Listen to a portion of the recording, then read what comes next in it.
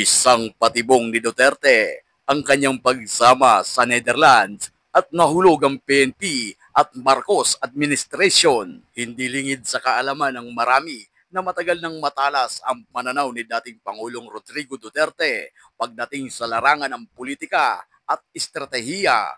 Nabansagan pa nga itong chess master sa nangyari noong March 11, 2025 kung saan siya ay inaresto at agad na gustong dalhin sa Netherlands nang hindi dumadaan sa tamang proseso.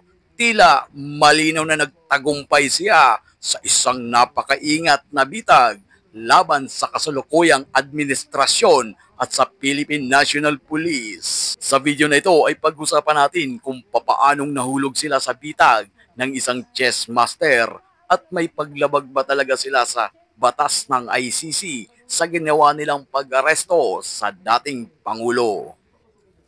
Simulan natin sa paglabag sa Rome Statute at ang Poisonous Tree.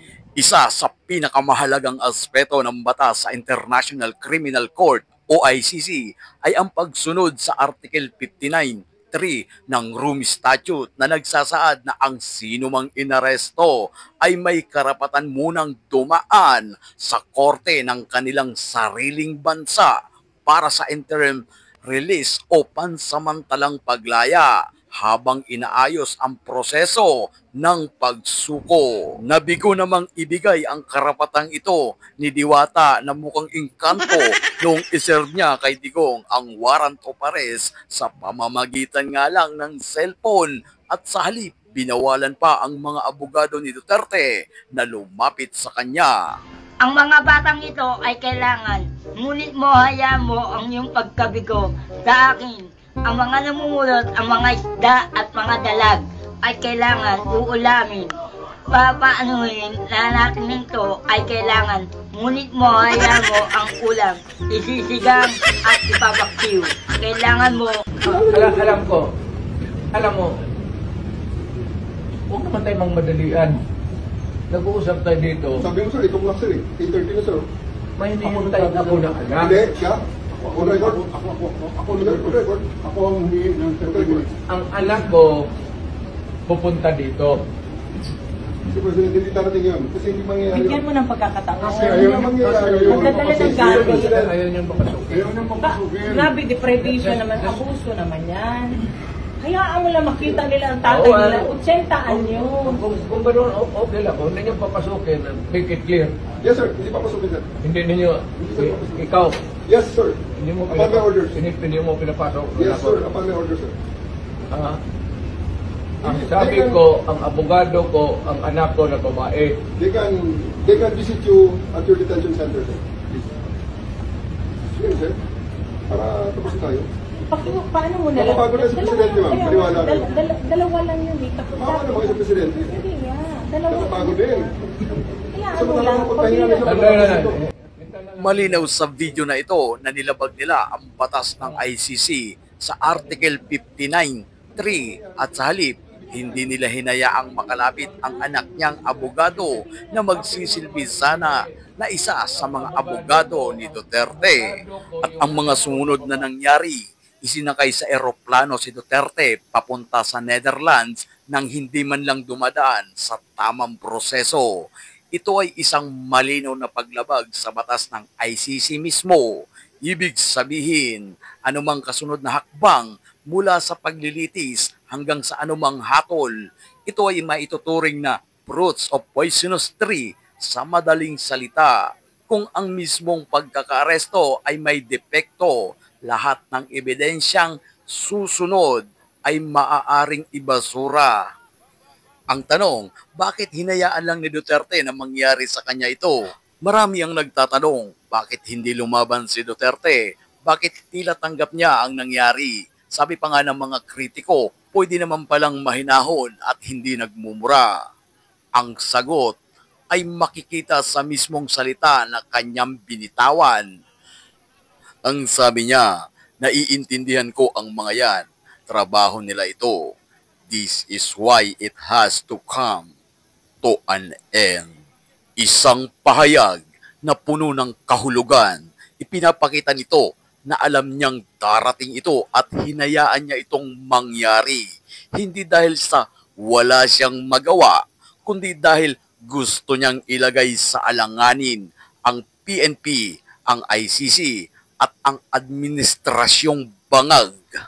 Ang mensahe ay malinaw. Ang PNP at ang gobyerno mismo ang lumabag sa due process, hindi siya. Sa ganitong paraan, hindi niya lang naipakita ang kahinaan ng kasalukuyang administrasyon, kundi inilagay rin niya sa peligro ang mismong kaso laban sa kanya. Paano nga ba nahulog ang Marcos admin at ang PNP sa pangunguna ng bidabidang diwatang ito sa bitag? Una, pagsunod ng PNP na walang due process, sa halip na siguraduhing dumaan sa korte ng Pilipinas, agad nilang isinuko si Duterte sa ICC, isang hakbang na labag sa batas na kanilang sinusunod. Pangalawa, pagsawalang kibo ng administrasyon sa halip na ipagtanggol ang soberanya ng bansa at igiit ang tamang proseso, tila hinayaan lang ng gobyerno na mangyari ito na nagpapakita ng kanilang kahinaan sa pandaigdigang entablado. Pangatlo, pagtibay ng argumento na may bias ang ICC dahil sa hayagang paglabag sa Article 59.3, lumakas ang argumento na ang ICC ay hindi patas at ginagamit lamang laban sa mga pinunong hindi kaalyado ng kanluran. Ano ang posibleng mangyari ngayon? Dito papasok ang Security Council intervention. Ang mga bansang tulad ng Russia at China ay maaaring kumilos upang suspindihin ang ICC proceeding laban kay Duterte, gamit ang paglabag sa Article 59.3 bilang matibay na batayan. Pagkawasak ng kredibilidad ng ICC. Kung ipagpipilitan ng ICC ang kaso laban kay Duterte, maaaring tuluyan itong mawala ng kredibilidad, lalo na kung mapapatunayan na ito ay naging isang kasangkapan lamang ng politika. Kawalan ng legal na basehan sa kaso dahil sa Fruits of a Poisonous Tree Doctrine, posibleng maibasura ang kaso laban kay Duterte na magbibigay sa kanya ng isang makasaysayang panalo kahit pa nasa Netherlands na siya. Isang matagumpay na estratehiya. Sa unang tingin, maaaring isipin ng iba na si Duterte ay talunan sa sitwasyon na ito. Pero sa mas malalim na pagsusuri, lumalabas na siya ang tunay na nagwagi. Hinayaan niyang mahulog ang PNP at ang bangag administrasyon sa isang bitag na sila mismo ang lumapas tangan sa batas, isang hakbang na maaaring magresulta sa pagbagsak ng mismong kaso laban sa kanya kung sakaling ito ang maging dahilan ng pagbagsak ng kredibilidad ng ICC.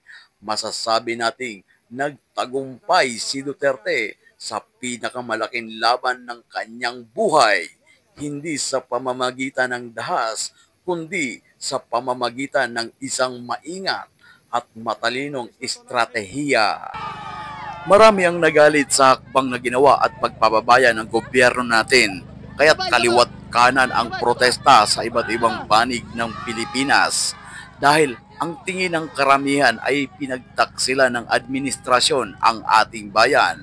Kaya't ang iba ay gusto nilang mag-People's Power 3. Huwag tayong padadala sa bugso ng damdamin dahil kapag ginawa natin yan, maaaring magdiklara ng martial law ang administrasyong bangag.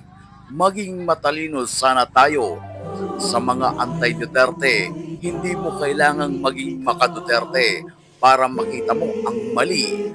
Madali mong makikita ang mali kung ikaw ay makabayan, hindi makapolitika. Kung magkaganon, kaya mong isigaw ang katagang, I'm not a Filipino for nothing. Dadula in Action TV here.